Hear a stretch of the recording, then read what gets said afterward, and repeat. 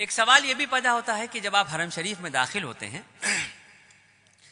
تو یہ طواف اللہ پاک کیوں کرواتے ہیں؟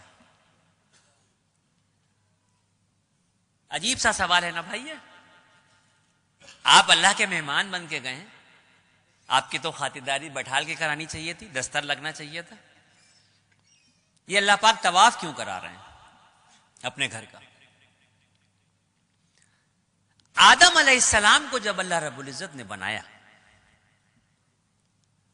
فرشتوں کو جب یہ حکم دیا کہ آدم کو سجدہ کرو، اللہ رب العزت نے آدم علیہ السلام کا اور فرشتوں کا ذہنی اعتبار سے مقابلہ کروایا، اور اس ذہنی اعتبار کے مقابلے میں آدم علیہ السلام کی جیت ہوئی، اور فرشتوں نے 7ویں آسمان پہ بیت المعمور کے نام سے اللہ کا ایک گھر ہے اس کا طواف کیا.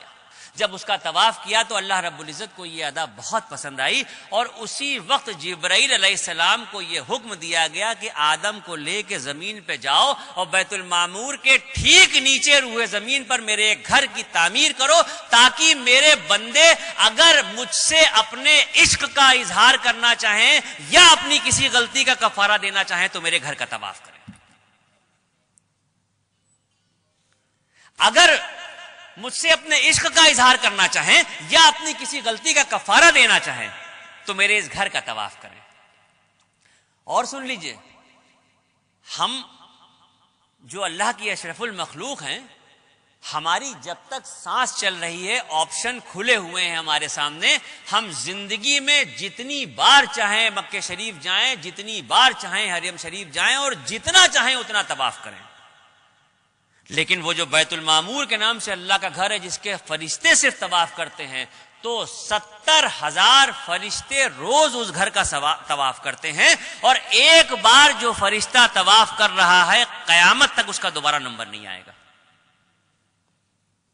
اتنے فرشتے ہیں، اس درجہ طواف ہو رہا ہے کہ ایک بار جو طواف ہو رہا ہے وہ دوبارہ نہیں آئے گا.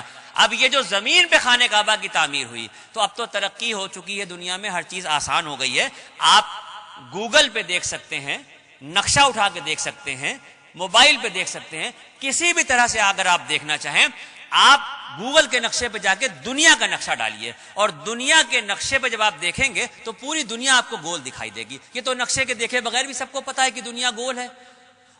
اس دنیا کے گول کے بیچ میں جو سینٹر ہے، بالکل انچوں سے ناپ لیجئے، ایک ایک سوت کے حساب سے ناپ لیجئے، پوری جو گول دنیا ہے اس کے بیچ کا جو سینٹر ہے، اس گول سینٹر پہ یہ کعبۃ اللہ کی تعمیر ہوئی ہے. اب یہاں پر بات ختم نہیں ہوتی. یہ تو بات سمجھ میں آ گئی کہ دنیا گول ہے، اور دنیا گول ہے تو اس کے بیچ میں خانہ کعبہ ہے. یہ بات یہاں پہ ختم نہیں ہوتی. اگر سائنس یہ کہتی ہے، میں نہیں کہہ رہا ہوں، اگر سائنس یہ کہتی ہے کہ دنیا گول ہے اور گھوم رہی ہے، تو پھر میرا ایمان یہ کہتا ہے کہ مذہب و ملت کی پرواہ کیے بغیر اس دنیا کا ہر شخص کعبۃ اللہ کا طواف کر رہا ہے. اگر سائنس یہ کہہ رہی ہے کہ دنیا گول ہے اور گھوم رہی ہے، تو پھر میرا ایمان یہ کہتا ہے کہ اس دنیا پہ مذہب و ملت کی پرواہ کیے بغیر کسی بھی مذہب کا شخص ہو، ہر شخص جانے میں یا انجانے میں کعبۃ اللہ کا طواف کر رہا ہے.